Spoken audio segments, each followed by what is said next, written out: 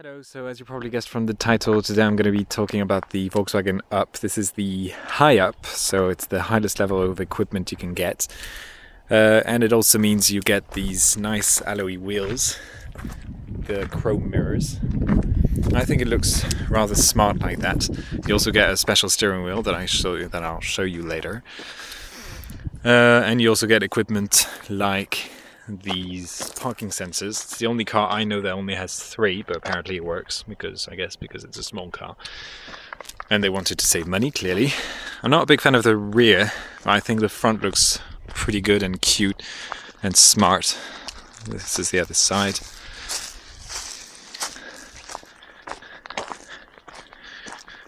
There you go. So I'm going to show you the trunk first, the boot.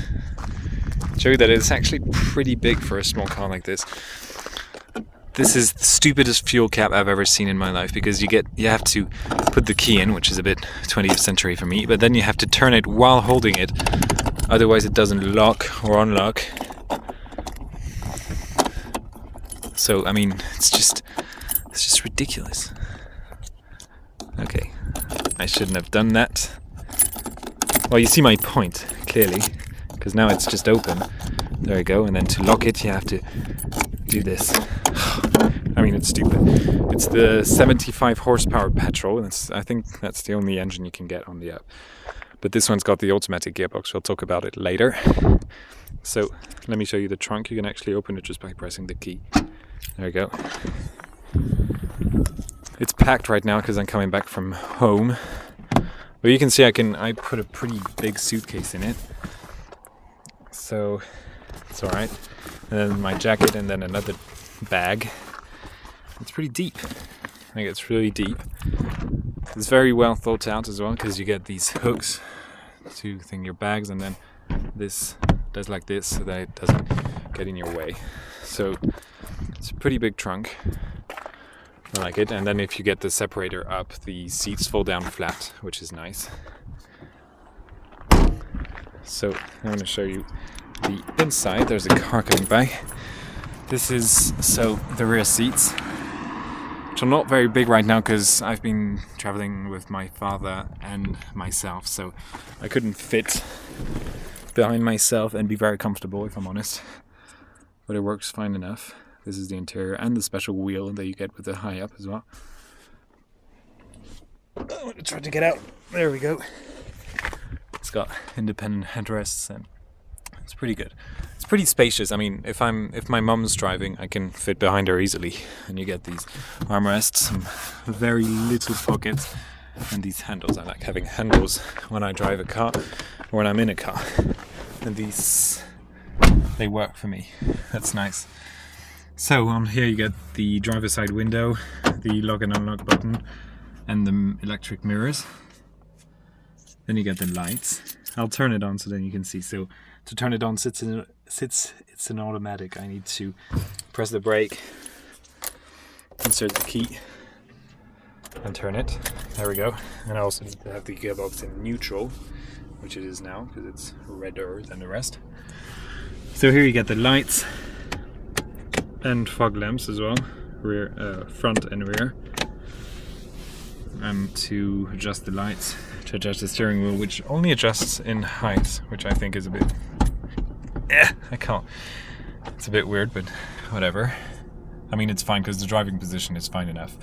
Here you got the cruise control and the lights as well, like high beams.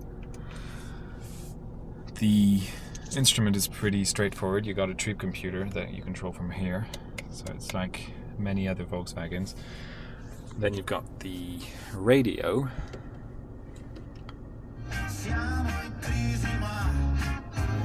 No idea what that song is. There we go. That's much better. Mozart. Anyways, it's a pretty good stereo because you've got 6 speakers. And it's rather nice. And then you've got the controls for the air conditioning, which are, I mean, pretty straightforward, if I'm honest. I hate these in German cars. I don't like this. This is for the heated seats on this side. I think this is probably something else. I don't like this. I hate this. But anyways, what can you do with German cars? It's pretty well thought out in here as well, because you get these little trays for pen and stuff, and this little hook for other stuff. Then these door pockets and the passenger side window. It's a bit annoying to have to do it, but it's a cheap car, so, well, it's a small car, so what can you expect? Then the gearbox, so drive or manual, and then manual you do like this to just shift gears, and then reverse. And as you can see, the parking sensors show up on the sat-nav screen, which is really handy. It's also got hill assist, which is nice on the automatic, so I don't have to do anything to let it go. Well, I have the handbrake right now, so it's not working well, but anyways, you got these nice pockets and the interior light and then the mirror.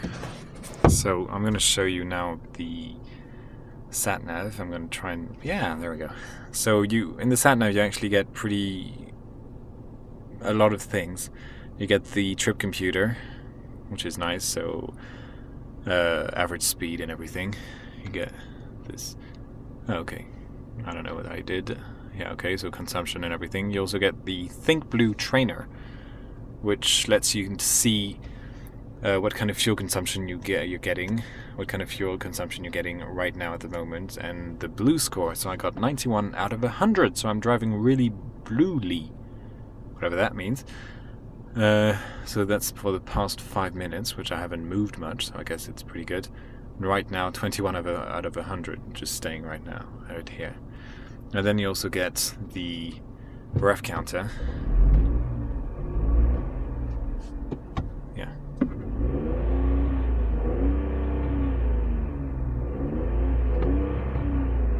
And the temperature gauge, and you can choose actually what shows, so temperature gauge or external temperature. Oh, this is the external temperature, sorry. Then in media, which you control also from here, you go on nav, and so then you can go either radio, and you can control the radio here and get the actual logo for the radio. It's pretty nice.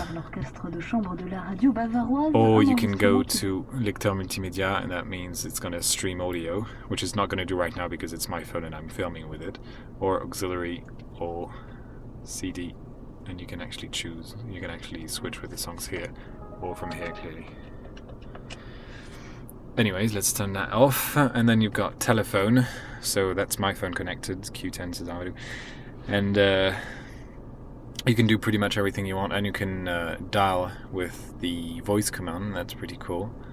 Then you got also keyboard and everything. It's not very well laid out, but it works, and I usually just dial with the voice control, so it's fine. Then in navigation, you get everything you need. So new destination, pre-selected destinations, go back home, and then voice command as well, which is pretty nice in a car that's kind of cheap and small to get a voice command. It doesn't work extremely well, if I'm honest, but it works well enough. And then, so everything you need. So it's a pretty nice system. Garmin make the best sat navs, I think. And then you got the user manual as well. It's gonna load for, oh no, look at that. The user manual for the sat nav, sightseeing, point of interest. So it's a pretty nice system. I think Garmin make the best systems, so that's pretty cool.